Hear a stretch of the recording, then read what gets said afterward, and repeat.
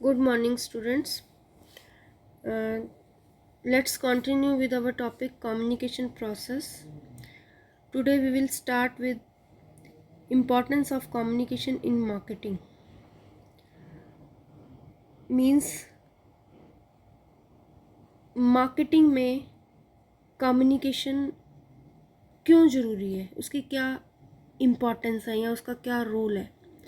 तो मार्केटिंग, अगर हम मार्केटिंग की बात करें तो मार्केटिंग में मेन जो हमारा मार्केटिंग का ऑब्जेक्टिव है वो है कस्टमर सेटिस्फेक्शन।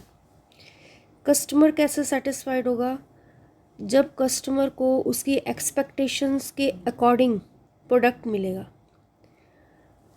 कस्टमर्स की एक्सपेक्टेशंस कैसे फुलफ़िल होंगी? जब जो फर्म है या जो प्रोडक्शन यूनिट है उसे कस्टमर्स की नीड्स का, कस्टमर्स की एक्सपेक्टेशंस का पता लगेगा। तो कस्टमर्स की एक्सपेक्टेशंस को जानने के लिए कम्युनिकेशन ज़रूरी है। तो कम्युनिकेशन का मार्केटिंग में बहुत बड़ा रोल है। विदाउट कम्युनिकेशन फर्म कस्टमर्स की प्रॉब्लम्स को, उनकी नीड्स को, जब तक फर्म को पता नहीं लगेगा तब तक फर्म जो अपने प्रोडक्ट को कस्टमर्स की एक्सपेक्टेशंस के अकॉर्डिंग बना ही नहीं सकती। तो कस्टमर्स को इन्फॉर्म करना, उनको परसुएड करना ताकि वो हमारा प्रोडक्ट ख़रीदें, उसके लिए क्या ज़रूरी है? कम्युनिकेशन। तो कम्युनिकेशन का क्या रोल है, क्या फंक्शंस हैं? तो उसमें फर्स्ट पॉइंट है provides information. Communication important informations customers को प्रोडक्ट के बारे में देता है। कस्टमर्स को अगर कम्युनिकेशन नहीं है तो प्रोडक्ट की कोई इन्फॉर्मेशन नहीं मिलेगी। इसके अलावा अगर कोई मार्केट में नया प्रोडक्ट आया है, कोई कंपनी ने प्रोडक्ट की प्राइसेस में कोई चेंज किया है, कोई ऑफर्स दिए हैं, कोई स्कीम आई है, वो सारी इन्फॉर्मेशन कैसे कस्टमर्स तक पहुंचेगी? Through communication. Second point is persuade customers. Customers को इन्फॉर्म करना ही ज़रूरी नहीं है, उनको परसुएड करना भी ज़रूरी है, उनको कन्विंस करना ज़रूरी है। उसके लिए कंपनी क्या करती है? डिफरेंट अपील्स देती है कि कैसे कस्टमर्स हमारे प्रोडक्ट के लिए अट्रैक्ट हो, प्रोडक्ट की तरफ अट्रैक्ट हो। तो कस्टमर्स को परसुएड करने के लिए उनको डिफरेंट अप्रोचेस से एड्स दी जाती हैं, उनको इन्फॉर्म किया जाता है। Third is reminds customer. सिर्फ कस्टमर्स को इन्फॉर्म करना और परसुएड करने से ही बात नहीं बनती, कस्टमर्स को बार बार रिमाइंड करवाना पड़ता है। मार्केट में कंपटीशन इतना ज़्यादा है कि हर दूसरे दिन नया प्रोडक्ट आ रहा है विद एक्स्ट्रा फीचर्स। तो उसके लिए कंपनी को क्या करना पड़ता है? कस्टमर्स को रिमाइंड करवाने के लिए रेगुलरली एडवर्टीजमेंट्स देनी पड़ती हैं। Next point is creates demand. Product की डिमांड क्रिएट करने के लिए भी क्या करना पड़ेगा? कस्टमर्स को प्रोडक्ट की फीचर्स, प्रोडक्ट में अगर हमने कुछ नया ऐड किया है, कस्टमर्स को उसके बारे में बताना पड़ेगा। Promotes customer satisfaction. ऐसे कस्टमर्स सेटिस्फाइड कब होंगे? जब कस्टमर्स को जिस तरह का वो प्रोडक्ट चाहते हैं, जिस तरह की उनकी लाइकिंग्स हैं, टेस्ट्स हैं, वैसा ही प्रोडक्ट मिलेगा तभी कस्टमर्स सेटिस्फाइड होंगे। तो कस्टमर्स क्या चाहते हैं, इस पे मार्केट सर्वे होता है, कस्टमर्स से फीडबैक लिया जाता है, उसके अकॉर्डिंग प्रोडक्ट में चेंजेस किए जाते हैं। Next point is creates brand preference. Brand preference, अपने ब्रांड को पॉपुलर करना। तो ब्रांड प्रेफरेंस कैसे बनेगी? जब हमारा प्रोडक्ट दूसरों के प्रोडक्ट से डिफरेंट दिखेगा, उसमें कुछ अलग फीचर अगर हम देंगे तभी हमारा ब्रांड पॉपुलर होगा। तो ब्रांड प्रेफरेंस के लिए भी क्या ज़रूरी है? Communication. Boost morale of sales force. अब सेल्स फोर्स, जो हमारी सेल्स फोर्स है, जो हमारे प्रोडक्ट को प्रमोट कर रही है, मार्केट में जो काम कर रही है, सेल्स फोर्स को, उस सेल्स फोर्स के मोराल को इम्प्रूव करने के लिए भी हमें क्या करना पड़ेगा? हमें देखना पड़ेगा कि वो किस किस तरह की प्रॉब्लम्स प्रोडक्ट को जब वो सेल करने जा रहे हैं मार्केट में, किस किस तरह की प्रॉब्लम्स वो फेस कर रहे हैं, उन प्रॉब्लम्स को सॉल्व करके ही हम उनका मोरल इम्प्रूव कर सकते हैं। अट्रैक्ट डीलर्स एंड स्टॉकिस्ट्स, ऐसे ही जो डीलर्स हैं जो हमारा प्रोडक्ट, कंपनी का प्रोडक्ट आगे कस्टमर्स तक पहुंचाते हैं, कस्टमर्स को सेल करते हैं। हमारे जो स्टॉकिस्ट्स हैं, जिन्होंने स्टॉक किया हुआ है, जिन्होंने हमारा प्रोडक्ट सेल करना है, उनको भी कंपनी क्या करती है, डिफरेंट ऑफर्स देती है टाइम टू टाइम, उनको अट्रैक्ट करने के लिए, ताकि वो हमारे प्रोडक्ट में ज़्यादा इंटरेस्ट लें, हमारे प्रोडक्ट की सेल को इम्प्रूव कर सकें। Help to face competition, competition को हम कैसे फेस करेंगे, जब हम हमारे कॉम्पिटिटर्स से कुछ बेटर कस्टमर्स को देंगे। तो उसके लिए भी हमें क्या ज़रूरी है, कम्युनिकेशन। मार्केट शेयर बनाने के लिए हमें रेगुलर मार्केट में कस्टमर्स के साथ कम्युनिकेशन ज़रूरी है।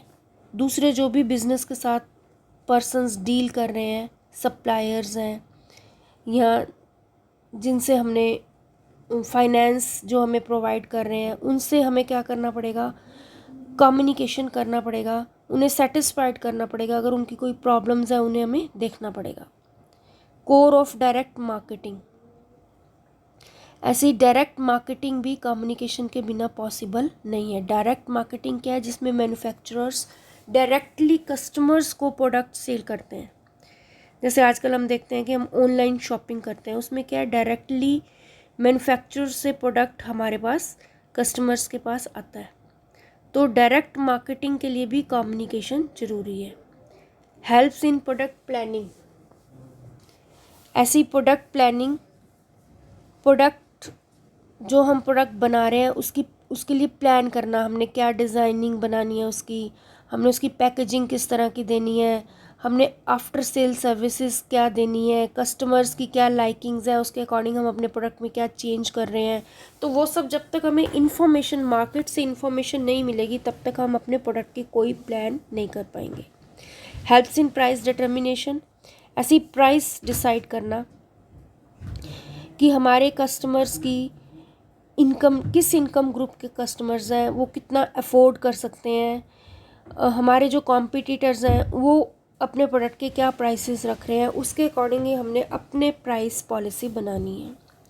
Helps in designing promotional programs, ऐसी प्रमोशनल प्रोग्राम्स को डिज़ाइन करना कि हमारा जो प्रमोशनल मिक्स है, कि कितना हमने एडवर्टाइजिंग पे हमारा क्या बजट रहेगा, सेल्स प्रमोशन और एक्टिविटीज़ हमने पर्सनल सेलिंग के थ्रू कितनी हमने जो है कस्टमर्स तक इन्फॉर्मेशन देनी है। डायरेक्ट मार्केटिंग है, इंटरनेट मार्केटिंग है, कैसे हम अपने कस्टमर्स को डिफरेंट प्रमोशनल प्रोग्राम हमने बनाना है, उसे डिज़ाइन करना है कि प्रमोशनल प्रोग्राम्स में हम कितना पैसा किस प्रोग्राम पे लगाना है, इसका प्लान करना भी, वो भी हमें कैसे पता लगेगा, through communication. Next point is steps in effective marketing communication.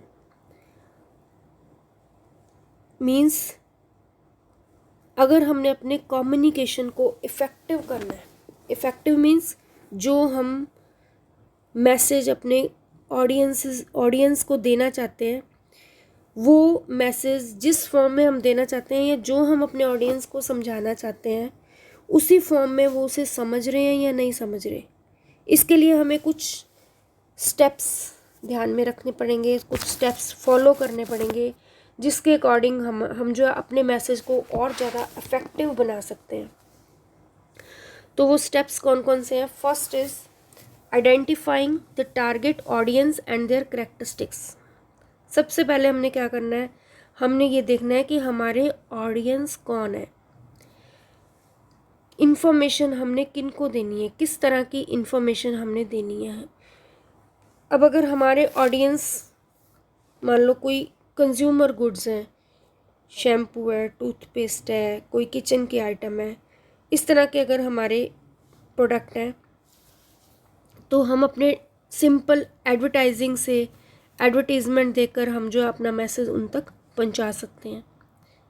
और अगर हमारे ऑडियंस, मान लो हमने कोई लाइफ इंश्योरेंस पॉलिसी है, उससे रिलेटेड हम कोई इन्फॉर्मेशन देना चाहते हैं, या कोई फाइनेंशियल सर्विसेज है, तो उसमें क्या है, ऑडियंस की क्वेरीज ज़्यादा होती हैं, तो उसमें हम फेस टू फेस कन्वर्सेशन करके, face to face personal selling से हम अपने ऑडियंस को अपना मैसेज दे सकते हैं।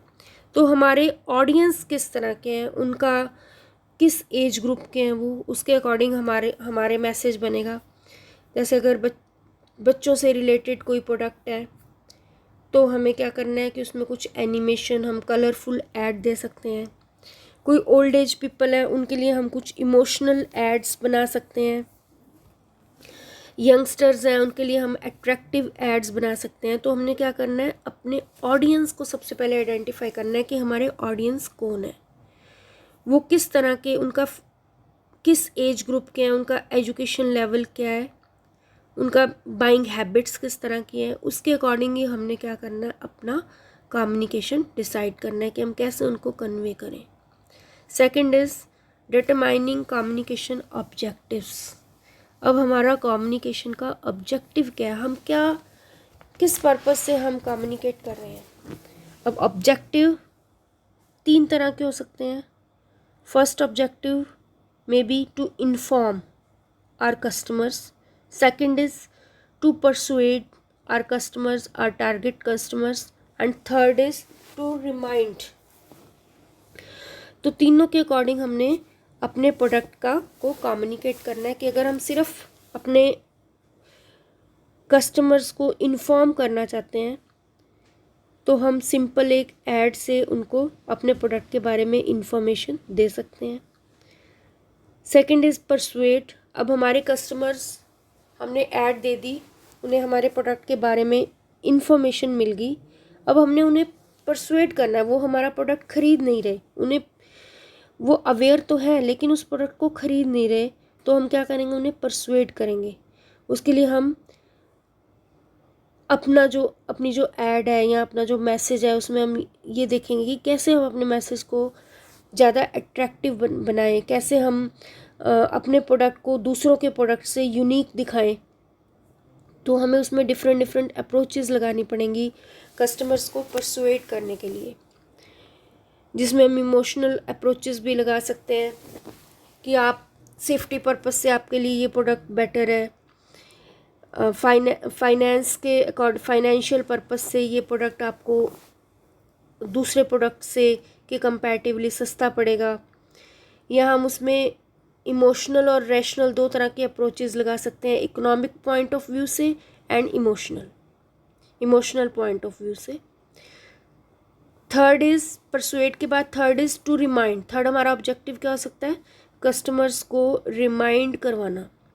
बार बार, ये एक बार अगर हमने ऐड दे दी, 2 बार दे दी, हो सकता है उस टाइम कस्टमर ने वो ऐड ना देखी हो, तो रिपीटेशन ज़रूरी है। कस्टमर्स को बार बार जब वो ऐड देखेंगे तो जब वो मार्केट जाएंगे तो उनको, जब शॉपकीपर उसके पास कस्टमर के पास प्रोडक्ट्स लाएगा 2-3, तो हम जनरली हम क्या करते हैं, जब हम किसी शॉप पे जाते हैं तो हम वही प्रोडक्ट ज़्यादा प्रेफर करते हैं जो हमने ऐड में देखा होता है। हमारी एक ह्यूमन बिहेवियर है कि उसे लगता है कि ये प्रोडक्ट बेटर है दूसरे प्रोडक्ट से क्योंकि इसकी टीवी पे ऐड आती है। तो हमने अपने ऑडियंस को क्या करना है, बार बार रिमाइंड, याद करवाना है उनको, रिपीटेशन ज़रूरी है। तो ये था determining communication objectives. Third point is designing the message. अब हमने मैसेज डिज़ाइन करना है, हमने मैसेज बनाना है, हमने मैसेज का स्ट्रक्चर बनाना है, फॉर्मेट बनाना है। तो उसके लिए हमने देखना है कि हमारा मैसेज किस तरह का मैसेज है, हम उसमें कौन सी अपील डालें, हम उसमें रैशनल अपील डालें या हम उसमें इमोशनल अपील डालें। जैसे हम जब कोई कंपनी मान लो वाटर प्यूरीफायर बेचती है तो उसमें वो रैशनल अप्रोच लगाती है कि आपकी हेल्थ के लिए ये अच्छा है। या कोई मॉस्किटो रेपेलेंट है, उसमें भी लोगों को एक तरह से फियर क्रिएट किया जाता है कि अगर आप ये प्रोडक्ट नहीं खरीदोगे तो आपको ये डिजीज़ हो सकता है। तो कंपनी क्या करती है, अपना मैसेज डिज़ाइन करती है कि कैसे हम क्या मैसेज या क्या वर्ड्स हम यूज़ करें जिससे लोग ज़्यादा से ज़्यादा हमारे प्रोडक्ट की तरफ अट्रैक्ट हों। Next is designing a communication budget. अब हम कम्युनिकेशन कर रहे हैं तो उसके लिए बजट ज़रूरी है, फाइनेंस ज़रूरी है। तो फाइनेंस के अकॉर्डिंग ही हमने अपना मैसेज या अपनी ऐड बनानी है। अगर हमारी कंपनी बिग कंपनी है, हमारे पास ज़्यादा फंड्स हैं, तो हम उसमें एडवर्टीज़मेंट के थ्रू किसी अच्छे सोर्स पर्सन को रख सकते हैं, उसमें हम बढ़िया ऐड दे सकते हैं। और अगर हमारी कंपनी मान लो अभी स्टार्टिंग है, स्मॉल कंपनी है, तो हम लोकल लेवल पे केबल टीवी पे अपनी ऐड दे सकते हैं, न्यूज़पेपर्स में अपनी ऐड दे सकते हैं, साइन बोर्ड्स जो है हम लगा सकते हैं। तो उसके अकॉर्डिंग हमने अपने बजट डिसाइड करना है कि हमने कितना बजट अपनी ऐड के लिए या कम्युनिकेशन के लिए रखा है। Deciding the appropriate communication mix. अब communication mix means different promotional tools in marketing. Different tools में हमने उनको उसका अप्रोप्रिएट मिक्स, यानी कि कौन सा टूल पे हमने कितना ध्यान देना है, किस टूल पे कितना पैसा लगाना है, ये डिसाइड करना। Decide the appropriate communication mix. अब कम्युनिकेशन मिक्स में सेल प्रमोशन टूल्स में पर्सनल सेलिंग है, एडवर्टाइजिंग है, पब्लिसिटी है, या कुछ एग्जीबिशंस हैं। उनके लिए हमने ये डिसाइड करना है कि एडवर्टीज़मेंट है, उसमें हमने कितना पैसा लगाना है, कौन सा हमारा ऐसा प्रोडक्ट है जिसे हम पर्सनल सेलिंग से ही सेल कर सकते हैं, कौन सा ऐसा प्रोडक्ट है जिसके लिए हम एडवर्टीज़मेंट देंगे, एग्जीबिशंस हम कितने लगाने हैं, हमने पब्लिसिटी कैसे करनी है अपने प्रोडक्ट की। तो हमने अपना एक मिक्स डिसाइड करना है अकॉर्डिंग टू आवर प्रोडक्ट, कि हमारे किस किस तरह के प्रोडक्ट के लिए किस किस तरह का हम जो है कम्युनिकेशन मिक्स उस पर हम डिसाइड करेंगे। डिसाइडिंग द कम्युनिकेशन चैनल और media. Next is communication channel और मीडिया। अब हमने मीडिया डिसाइड करना है जो हमारे कस्टमर्स के अकॉर्डिंग हमारी ज़्यादा से ज़्यादा इन्फॉर्मेशन किस मीडिया के थ्रू कस्टमर्स तक पहुंच सकती है, उसके अकॉर्डिंग हमने मीडिया डिसाइड करना है। मीडिया में किस तरह का मीडिया, जैसे टीवी चैनल्स, आजकल टीवी पे ऐड आती हैं, ऐसे ही फ़ोन्स, मोबाइल फ़ोन्स, या सोशल नेटवर्किंग जो साइट्स हैं, मैगज़ीन्स हैं, न्यूज़पेपर्स हैं, साइन बोर्ड्स हैं, बैनर्स हैं, किस चैनल के थ्रू हमने अपना मैसेज अपने ऑडियंस, टारगेट ऑडियंस तक ज़्यादा से ज़्यादा पहुंचाना है। Next is transmitting the message. अब हमने मीडिया डिसाइड कर लिया, अब हमने क्या करना है, मैसेज भेजना है। मैसेज किस टाइम हमने अपना मैसेज अपने कस्टमर्स तक पहुंचाना है ताकि ज़्यादा से ज़्यादा लोग उसे देख भी सकें। अगर हम मान लो कोई बच्चों से रिलेटेड ऐड है, बच्चों से रिलेटेड मैसेज है, और हम उसे बिफोर नून, जिस टाइम वो स्कूल गए होते हैं उस टाइम हमने उसको उस ऐड को दिखा दिया, इवनिंग में हमने वो ऐड नहीं दी, तो वो इन्फॉर्मेशन, वो मैसेज बच्चों तक नहीं पहुंच पाएगा। तो हमने अप्रोप्रिएट टाइम डिसाइड करना है कि किस टाइम हम अपना मैसेज अपने कस्टमर्स तक पहुंचाएं ताकि ज़्यादा से ज़्यादा कस्टमर्स उस मैसेज को पढ़ सकें या उस मैसेज को देख सकें। Measuring the results. अब रिजल्ट्स हमें कैसे मेज़र करेंगे? हम कस्टमर्स का जो फेस टू फेस कम्युनिकेशन है उसमें तो हम उनसे फीडबैक फॉर्म फिल करवा सकते हैं कि आप हमें, हमारा ये प्रोडक्ट आपने यूज़ किया, आप इसके बारे में हमें जो है फीडबैक दो। लेकिन जो एडवर्टीज़मेंट है उसमें हम रिज़ल्ट्स कैसे मेज़र करेंगे? उसमें हम थ्रू सेल्स, कि कितनी हमारी सेल गई है, उसके थ्रू हम अपने मेज़र करेंगे कि हमारा कम्युनिकेशन कितना इफ़ेक्टिव है। और अगर हमारी सेल इंक्रीज़ नहीं हुई तो हम क्या करेंगे, उसे और ज़्यादा इफ़ेक्टिव बनाने के लिए हम काम करेंगे कि हमारे प्रोडक्ट में कहीं कोई कस्टमर्स की अकॉर्डिंग प्रोडक्ट नहीं है, प्रोडक्ट की कोई क्वालिटी में किसी तरह की कोई प्रॉब्लम है या प्राइस में प्रॉब्लम है, तो फिर हम देखेंगे कि हमारी जो ड्रॉबैक, हमारे प्रोडक्ट में क्या क्या ड्रॉबैक्स हैं उनको हम कैसे दूर कर सकते हैं।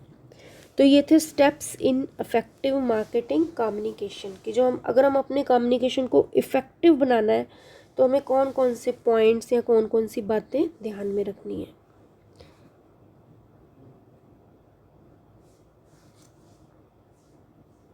Next is source in marketing communication.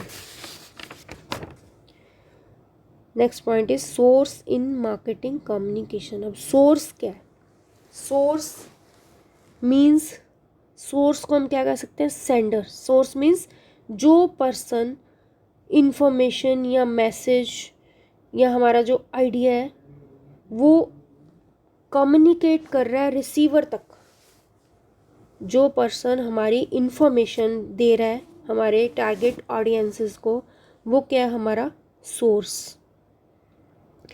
अब सोर्स इज अ पर्सन और group of persons, an institution और an organisation who intend to share some messages with receiver and sender।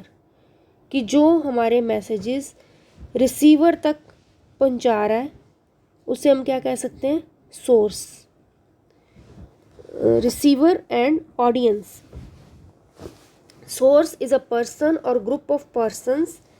Person हो सकता है, ग्रुप ऑफ पर्सन्स हो सकते हैं, institution हो सकता है या ऑर्गेनाइजेशन हो सकता है, जो हमारे मैसेजेस को रिसीवर तक पहुंचा रहा है या हमारे टारगेट ऑडियंसेस तक पहुंचा रहा है, उसे हम क्या कहते हैं? सोर्स। अब सोर्स, दो तरह के सोर्स हो सकते हैं, direct and indirect.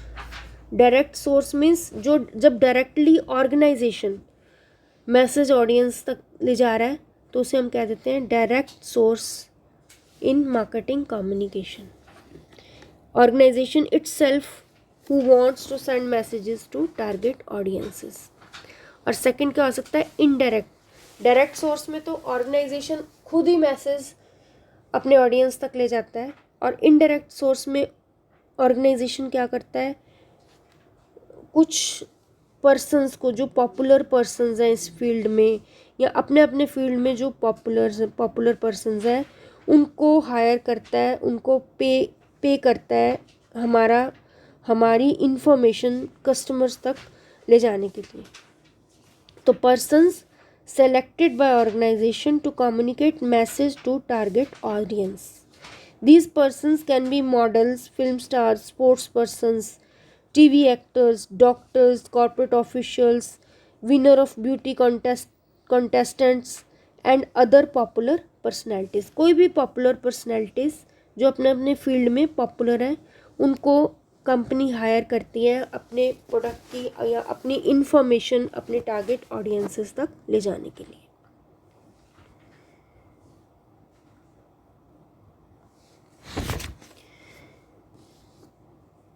Okay, next we will do in next video. Thank you.